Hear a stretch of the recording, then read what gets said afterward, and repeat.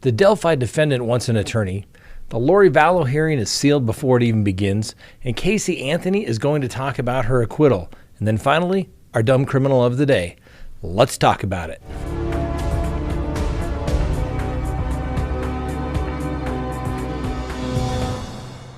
Good day. My name is Scott Reich, and this is Crime Talk. Thanks for joining us. Before we get to the docket, you know the drill. Subscribe if you haven't, like if you do, hit that little bell so that you receive notifications when we go live or put up new content. And as always, listen to us on any of your favorite podcasting apps. Now, also, let's support the people that support us. Please go to crimetalksearch.com where you can sign up for a background subscription service. You're going to want to do this for anyone that's coming into your life. You want to be able to check them out, and you can do that.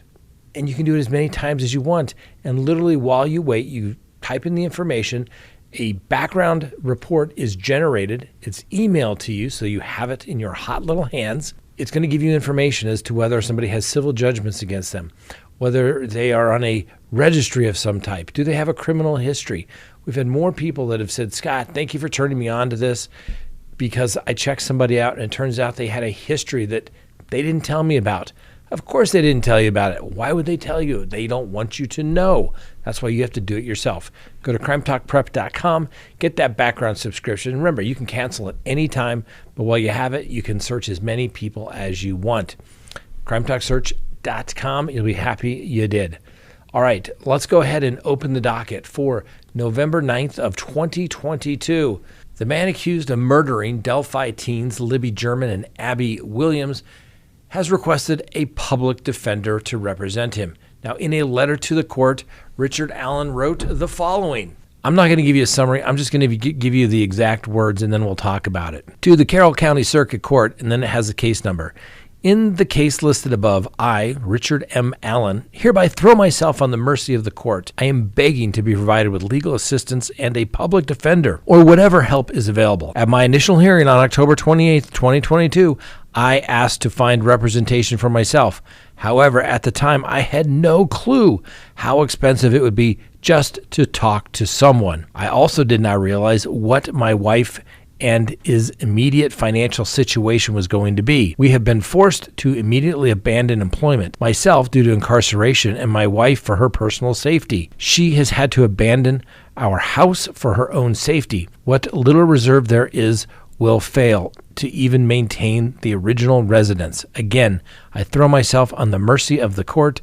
Please provide me whatever assistance you may. Thank you for your time in this most urgent matter. Well, there you go. The public defender will be appointed. I'm surprised the public defender was not there when Mr. Allen was brought into chambers for his initial appearance. Normally, in every court that I've practiced before, you show up in court, whether it's federal court, state court, they have an attorney there, let alone when you're charged with 2 counts of homicide. Something was weird in that regard. Maybe that's just the way they do it there in, that county. I don't know. But I'm not a little concerned why there was no attorney for him at that time. Now, what Mr. Allen has had to figure out is that a lot of people had to figure out is that, hey, when you need legal representation, it's expensive. And unless you have a pretty good savings account, you're probably not going to be able to retain the best legal services that you think that you would necessarily be entitled to or want. So then there's always the backstop. It's called the public defender.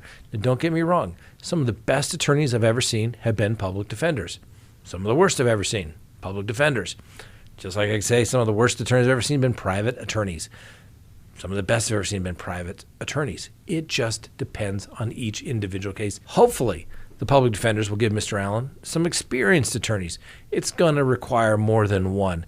Most public defenders are extremely overworked, underpaid, and they lack the resources to usually delve into this. So they're going to need at least a couple of attorneys and an investigator and probably a paralegal support staff at a minimum. And there's no way that this case is going to go to trial in early March as it is set for next year.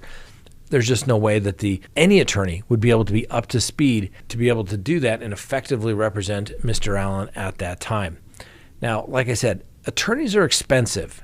And apparently all the attorneys there either A, wanted nothing to do with it, or they said, hey, if I'm going to get involved in this circus, it's going to be expensive. Just keep jacking up that hourly rate. And oh, by the way, I'm going to need a retainer. They probably would request, I would imagine, a minimum of $100,000, $200,000 retainer just to get started, with the understanding it's probably going to cost a lot more, so just keep adding to that retainer. Now, Mr. Allen and his wife seem like, well, we'll give everybody the presumption of innocence. They appeared to be hardworking individuals. They probably didn't have a criminal defense reserve fund built up. And this letter makes him sound very humbled, because what do I always say? There's two types of people in the world, ladies and gentlemen. Those that are humble and those that are about to be. And you get thrown into jail, you get very humbled. I was talking to somebody today who got to spend the night in jail. Let's just say they were very humbled. It's a thing. It happens. So at least Mr. Allen's going to get some representation, and we'll see how things progress from there. Continue to check back for updates and analysis. And next on the docket, the Lori Vallow matter. The hearing has been sealed before it's even been held. Now, normally what had been taking place on the Lori Vallow matter is that the judge would hold a hearing back in chambers, and then he would do some sort of perfunctory order saying, hey, I'm going to seal it. But then Lori Hellis, who we've had on this show, said, hey, Judge, you're not following the law. You need to follow these particular steps to do so. And well, there's a hearing set today. It'll probably take place by the time this video gets up on to YouTube. But the reality of it is we are not going to know, because the court stated in this order signed today, but back on October 31st, the court scheduled a hearing for November 9th. And in accordance with the Idaho Criminal Administrative Rule 32, the hearing will be referencing information that is expressly exempt from public disclosure. Accordingly, the court determines that the closure of the hearing and the sealing of the record is necessary in order to protect individual privacy rights and interests and to preserve the parties' right to a fair trial. And such action is no broader than necessary to protect the fundamental rights. All right, let me tell you what's going to happen without even being there, okay? We all know Lori Vallow went back to the Idaho Department of Health, where they're going to reevaluate her for competency. The Idaho Department, the evaluators are going to prepare a report, and they're going to give it to the judge. A copy is going to be provided to the defense, and the prosecution will get a copy as well. And it's going to come down to whether they determine that she is competent or not. Now, I agree that people's medical information is, what's the word I'm looking for? Yes, there's privacy interest to it. But I've never been in a hearing where competency has been discussed where it's not discussed in an open courtroom. Sure, you're not going to get into, oh, we're on this particular drug. It's simply a question of, is there enough information to determine whether the person is competent to proceed or not? And if not, then the proceedings need to be stayed. If there's a hearing, I've never done a hearing in the judge's chambers. I've never done a sealed hearing as it relates to competency. It's done all the time. Only in Lori Vallow's case is it apparently so secretive and so protective of privacy rights. You think we're not going to know whether she's competent or not, Judge? Are you kidding me? I just don't get it. We've talked about this. When things are done in secret, people lose confidence, okay? People have lost confidence. I certainly know I am losing confidence in what is taking place in Idaho. Maybe if I knew what the heck was going on, like I could find out in just about any other criminal case, I would have some confidence. But at this point, color me skeptical. Color me skeptical indeed. Next on the docket, Casey Anthony. Does that name ring a bell? Kind of rummaging through the old brain housing group saying, Casey Anthony. Wasn't that the case? That's right. That's the one. Casey Anthony is set to give her first on-camera interview after she was acquitted of murdering her daughter back in 2011. Now, this will be the first on-camera interview surrounding the 2008 disappearance of her daughter, Kaylee, whose remains were found in a garbage bag a half-mile from the family's Orlando home 6 months after she was reported missing. Now, in this exclusive 3-part documentary, Casey Anthony, Where the Truth Lies, Casey Anthony will tell her side of the story more than a decade after the alleged heinous crime that sends shockwaves across the nation, and the young mother was ultimately acquitted. Now, Casey Anthony has only spoken about this case once in a non-televised 2017 interview with Associated Press.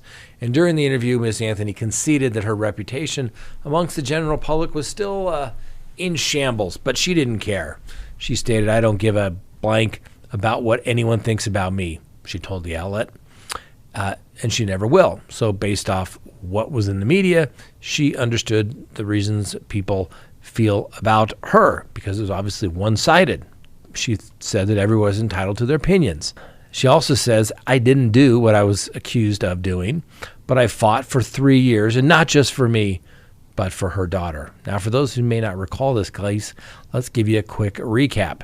Now, there was a 911 call. The grandmother told dispatchers that she had not seen Kaylee for 31 days and that she had smelled a foul odor emanating from the car of her daughter, as if, maybe a dead body had been inside of it. Well, Cindy Anthony also revealed that Casey Anthony had given inconsistent explanations when asked about her child's whereabouts.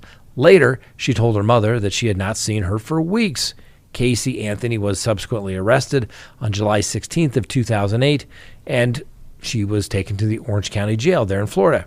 Now, during questioning, it was believed that Miss Anthony lied to detectives, telling them that Kaylee had been kidnapped by a nanny on June 9th, and that she had been trying to find her, and that she was too frazzled to tell the police. She also told the investigators that the nanny was named Miss Fernandez-Gonzalez, which, that narrows that down, right?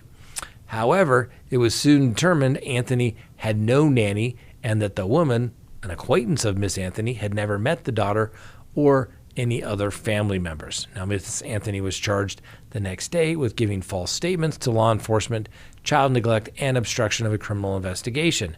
She was initially denied bail by the court. Her bail was initially set at $500,000 at a bond hearing on July 22nd, 2008, and she was released a month later when the bond was posted by the nephew of a California bail bondsman. Now, months later in October, she was indicted by a grand jury on charges of first-degree murder, aggravated child abuse, aggravated manslaughter of a child, and 4 counts of providing false information to police, and was again arrested. All the while, cops and thousands of volunteers combed the Orange County area and greater Orlando area for the child, whose remains were eventually found in a trash bag on December 11th, 2008, with more remains found in a nearby wooded area near Casey Anthony's home. Now, the remains were identified as belonging to Kaylee roughly a week later. Now, jury selection for the trial began on May 9th of 2011 and ended on May 20th, 2011. During the 6-week trial, jurors were sequestered in a nearby hotel to minimize influence in the case, which obviously had a lot of public attention. The 12 jurors and 5 alternates sat through 33 days of testimony and examined more than 400 pieces of evidence while hearing from 91 witnesses. And it was televised and had 40 million people watching at any given time. The verdict was announced on July 5th, 2011, with jurors acquitting Anthony of first-degree murder and the manslaughter and child abuse charges. The jury did find Casey Anthony guilty of 4 counts of providing false information to the police, and charges saw that the mom had handed a 4-year prison sentence. Now, Anthony was given credit for time served for the time she'd already spent in custody, and was released on July 17th of 2011, 12 days after the trial's conclusion. A month after the verdict was announced, a male juror did an interview and stated that, well, basically nobody liked Casey Anthony at all. She seems like a horrible person, the juror said. But the prosecutors did not give us enough evidence to convict, which is what I've always said. Don't blame the defense attorney, blame the prosecution. If their case isn't strong enough to convict, it's not the defense. The problem lies with the prosecution. Well, Miss Anthony currently lives in South Florida at the home of Patrick McKenna. He's a 71-year-old guy. And, he just happened to be the private detective who was the lead investigator on her defense team. Apparently, Miss Anthony has been trying to learn the ropes to become a private investigator herself, and has been doing some online social media searches and other investigative work. So we'll have to see that interview when it comes out at the end of November, see what she has to say, if anything. And next, our dumb criminal of the day. Well, an air traveler was roasted by the Transportation Security Administration, your friendly TSA, in a social media post after the agents caught somebody trying to conceal a gun inside a raw chicken stashed inside their carry-on luggage. The weapon was flagged by TSA at Fort Lauderdale Hollywood International Airport in Florida, where officers found it wrapped in what looked like a thin paper packaging and was hidden inside a raw chicken. Like, who brings a raw chicken in their carry-on, let alone with a firearm? Anyway, the post by the TSA on their Instagram account, well, it's kind of funny. It has the picture of the uncooked bird being examined in an airport security screening area with the gun once removed is unwrapped. In the caption, they leaned heavily into the Thanksgiving theme and some puns that went along with it. Said, there's a personal foul here, F-O-W-L. The plot chickens as we barrel our way closer to Thanksgiving. For us, it is a time to be thankful that our officers are always working around the clock to keep us safe. Take, for instance, this. Can you believe it? Find a Fort Lauderdale International Airport. We hate to break it to you, but stuffing a firearm in your holiday bird for travel is just a waste of time. This idea wasn't even half-baked. It was raw, greasy, and obviously unsupervised. The only roast happening here is this poor packing choice, the caption continued. Whether you like it or not, there are rules for traveling with guns and ammunition. People looking to travel with guns and ammunition are required to pack the unloaded weapons in locked, hard-sided containers in their checked bags and must declare those items at the airport ticket counter when they arrive. I have to give it to you. We don't know who the individual was who was trying to take that raw chicken in their carry-on luggage that happened to have a firearm on it. But at least the TSA kept their sense of humor about it. I'm assuming they were still charged with possession of a firearm going through security. Somehow I think they knowingly possessed it, although that would be a good defense. How did that gun get into my chicken? I have no idea how it got in there. I have no idea. Anyway, don't do that. That's just dumb. All right, thanks for watching. Hope you have a wonderful day. We'll see you next time on Crime Talk.